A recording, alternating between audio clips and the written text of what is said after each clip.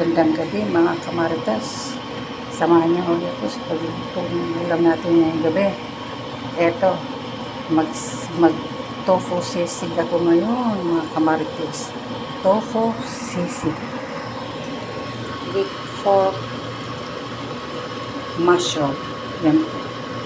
Pork mushroom at saka tofu sisig. Ganito lang po ang ingredient ng tofu sisig. Yan po, isa tayo ng sibuyas. Mga 30 seconds lang po ang pag-isa ng sibuyas, mga kamaritis, para sa tofu sisig. Yan po, 30 seconds, mga kamaritis. Yan po, ulam natin gabi. Tapos siling taba. Yan po, siling taba. Yan.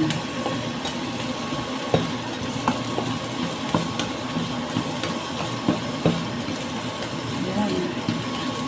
Tapos, ilagay na natin yung texture natin. Para sa tofu sisig. Tofu sisig. Ito, pork with baby pa. Ito na. Lalagay na natin yung sauce sa tofu. Hindi muna natin ubusin lahat para meron. Yan. Okay na po yan. Basta tofu sisig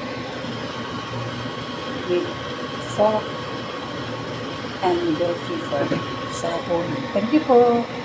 Salamat sa panonood.